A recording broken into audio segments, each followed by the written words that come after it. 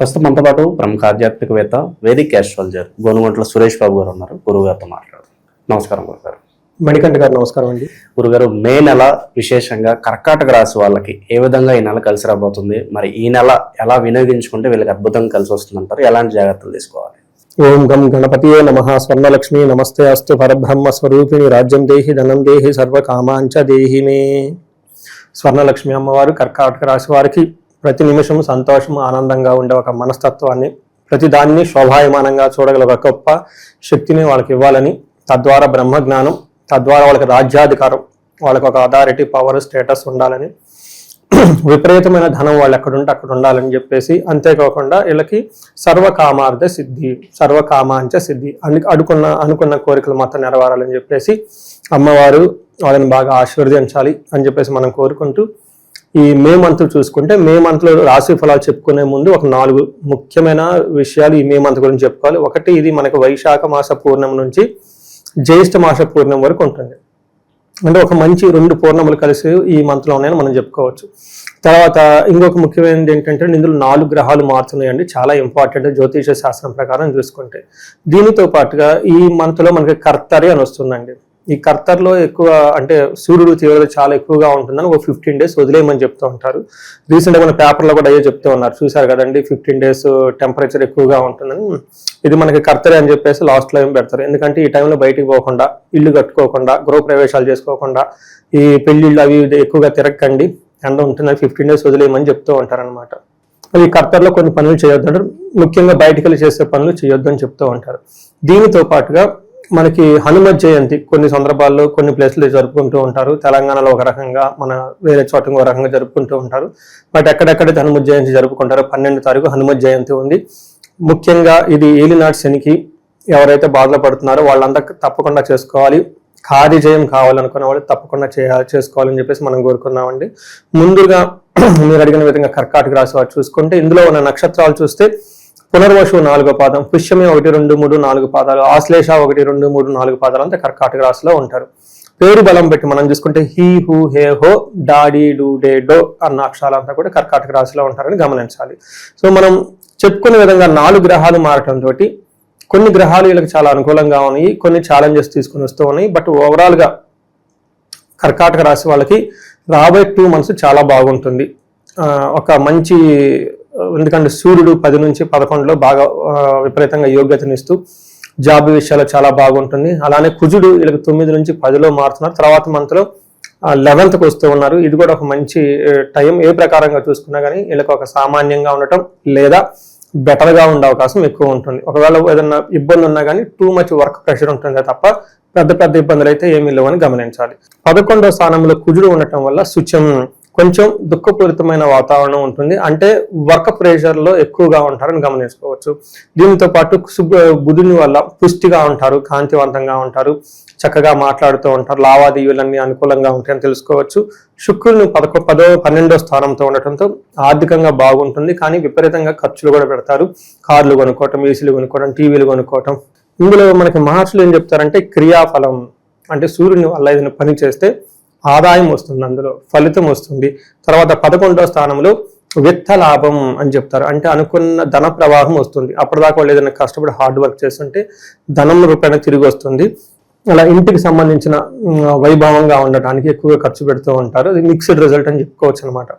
మనం in details చూసుకుంటే ఈ మంత్లో ముఖ్యంగా గమనించాల్సింది, సూర్యుడు ఫస్ట్ 15 days 10th హౌస్లో 11th హౌస్లో ఉండటంతో సూర్యుడు ఎప్పుడైతే అనుకూలంగా ఉంటారో ఆరోగ్యం బాగుంటుంది, ఐశ్వర్యం బాగుంటుంది, కీర్తి ప్రతిష్టలు వస్తూ ఉంటుంది, బంధుమిత్రులతో కలిసి ఉంటారు. గృహే నిత్య ఉత్సవం, గృహంలో ఎప్పుడు ఏదో ఒక ఉత్సవం హ్యాపీగా జరుగుతూ ఉంటుంది. నిత్య మాధుర్య భుక్తి, చక్కగా మంచి మంచి స్వీట్స్ అవన్నీ తింటూ ఉంటారు, హ్యాపీగా ఉంటారు. కులాచార అంటారు, అంటే పండగలు జరుపుకోవటం, పెళ్లిళ్ళు చేయటం, ఫంక్షన్స్ అటెండ్ అవటం, ఇవన్నీ చక్కగా చేస్తూ ఉంటారు. ఒక మంచి టైంలో వీళ్ళైతే ఉన్నారు. దీనికి సంబంధించి ధనం అంతా సమకూరుతుంది అంటారు. అదే మన శుక్రుడు వీళ్ళకి ద్వారా ధనం ఖర్చు అవుతుందని చెప్తున్నాను చూడండి. లాస్ట్లో శుక్రుడు చేసే పని ఏంటంటే ఇంటికి డబ్బులు ఖర్చు పెట్టేస్తూ ఉంటారు అనమాట. అంటే ఏదైనా ఒకటి వస్తుంటే ఒకటి పోతూ ఉంటుంది అనమాట. సూర్యుడు బాగున్నారంటే సూర్యుడి కింద ఉన్న వాళ్ళంతా ఆయనకు సపోర్ట్ చేయాల్సిందే కదా. అంటే అందుకని మనకి గ్రహంలో ఏం చెప్తారంటే జ్యోతిషంలో సూర్యుడు బాగుంటే అన్ని బాగున్నట్టే చెప్తారంట. వాళ్ళకి అధికారం ఉంటుంది, పవర్ ఉంటుంది, డబ్బు లేకపోయినా అధికారం ఉంటుంది, ముందది అంటే ఇచ్చేస్తారు కదా. మనకు సంస్కృతిలో ఏం చెప్తారంటే నిత్య క్లేశ, డే టు డే కొంచెం స్ట్రెస్ఫుల్ గా ఉంటుంది. సదా భోజన దుర్బలం, టయానికి భోజనం కూడా చేయరు, అంటే వర్క్ ఎక్కువగా ఉండేసి అటు ఇటు తిరగటం చేస్తూ ఉంటారు. దాంతోపాటు సదా సంచార ఉద్యోగం, అంటే ట్రావెల్ చేస్తూ అవి చేస్తూ లంచ్ అవన్నీ స్కిప్ చేస్తూ ఉంటారు. బట్ ఓవరాల్గా బాగుంటుందని మనం గమనించుకోవాలి. అలానే మీకు 10వ స్థానంలో కుజుడు ఉన్నారండి. కుజుడు కొంచెము ఏమంటారండి, వృత్తిలో బాగా ఏమంటారు దూకుడుగా వెళ్ళే ఒక స్వభావాన్ని, టెన్షన్ గా ఉండే ఒక ఆందోళన కలిగిస్తూ ఒత్తిడిగా ఉండే అవకాశం ఎక్కువగా ఉంటుంది అనమాట. అంటే వర్క్ ప్రెషర్ అంటారు చూడండి, వర్క్ ప్రెషర్ ఎక్కువగా ఉంటుంది. అదే వీళ్ళకి బుధుడు లావాదేవీలు చేయడంలో చాలా బాగా అనుకూలంగా ఉంటుంది. మీరు అడిగారు ఫైనాన్షియల్ ఫ్లో ఈ టైంలో వద్దన్నా వస్తుంది, ఆ టైంకి ఏ టైంకి ఎవరో ఒకరి దగ్గర డబ్బులు తీసుకొని అంతా మేనేజ్ చేసుకుంటూ ఉంటారు.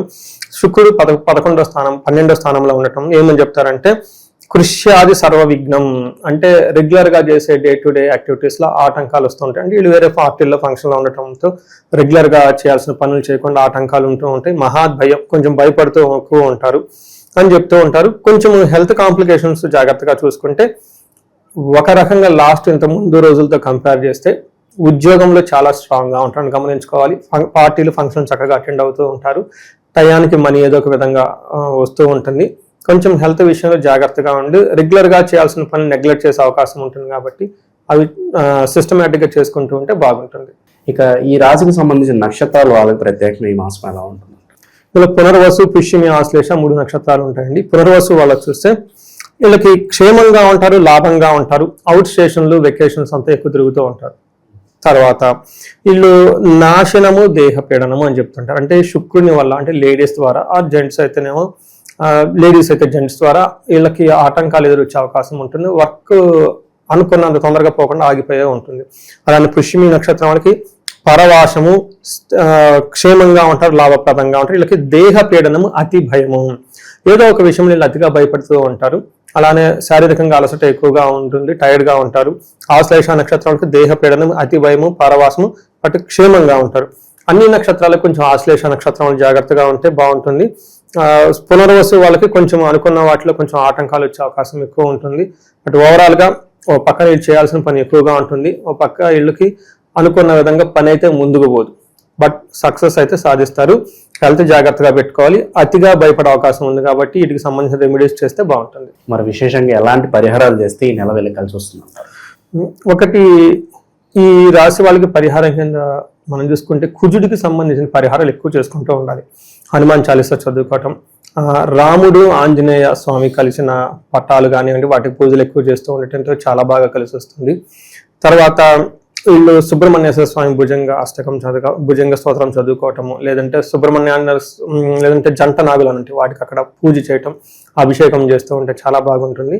ముఖ్యంగా వీటితో పాటుగా వీళ్ళకి జాబ్లు అనుకూలంగా ఉండే అవకాశం ఎక్కువ ఉంది కాబట్టి మన్యు పాశుపత అభిషేకం అని ఉంటుందండి. ఈ పాశుపత అభిషేకం చేయించుకుంటే మల్టీపర్పస్, ఒకటి శత్రునాశనం ఉంటుంది, ఏడుపులు, దిష్టులు, ఏడులు ఇదంతా పోతుంది.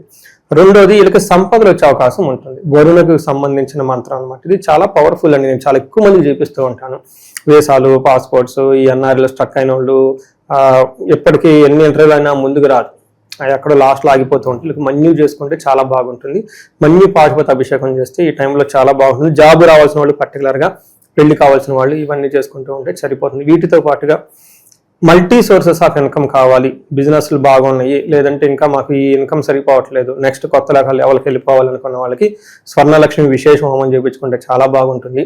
ఎలాంటి శత్రు బాధలు కానివ్వండి, పక్కన అంటే వీళ్ళు బాగానే ఉంటారు, పక్కన వాళ్ళు వీళ్ళు ఇబ్బంది పెడుతూ ఉంటారు, అది మంచికో చెడుకో తర్వాత మనకి. అలాంటి వాళ్ళు ఉన్నప్పుడు చండీ హోమం లేదంటే చండీ పారాయణ చేయించుకుంటే చాలా బాగుంటుంది. తర్వాత భార్యాభర్తల మధ్య అన్యోన్య దాంపత్య పాశుపత అభిషేకము, లేదా విశ్వావసు గంధర్వరాజ మహామంత్రంతో జపము, హోమము, అభిషేకం ఇవి చేస్తూ ఉంటే చక్కగా అన్యోన్యత కుదురు బాగుంటుందని తెలుసుకోవచ్చు. ఇది పెళ్లిళ్ళ సీజన్ కాబట్టి ఎవరికైనా పెళ్లిళ్ళు లేట్ అవుతున్నా కన్యా పాశుపతం అంటే అఘోర గౌరి పాశుపతం ఇవి చేయించుకుంటే పెళ్లిలో ఉన్న ఆటంకాలన్నీ తొలగిపోయి ముందుకు వెళ్ళిపోతూ ఉంటారు. ఇంకా మనకి ఇప్పుడు ఈ టైంలో ఎగ్జామినేషన్స్ ఎక్కువ జరుగుతూ ఉంటుంది కాబట్టి మేధా దక్షిణామూర్తి హోమము, జపము, తర్వాత మనకి దక్షిణామూర్తి అవతారమైన కోటపకొండ ఇలాంటి విజిట్ చేస్తూ ఉంటే వాళ్ళకున్న సమస్య ఏదైనా సరే ఒక్కసారి జాతక చక్రం చూపించుకుంటే అందులో వాళ్ళ జాతకం ఏముందో వాళ్ళకి చెప్తాం మనం. వి జస్ట్ డీ కూడా అంటే వెళ్దాం what is exactly their strength. ఇలా తెలుసుకొని ముందుకెళ్ళిపోతే లైఫ్ 10 అంతలు ముందుకెళ్ళే అవకాశం ఈ రాశి వాళ్ళకి చక్కగా ఉందండి. హోప్ఫుల్లీ వీళ్ళకి నెలంతా విశేషంగా కలిసి రావాలని చెప్పి కోరుకుందాం. ధన్యవాదాలు. ధన్యవాదాలండి.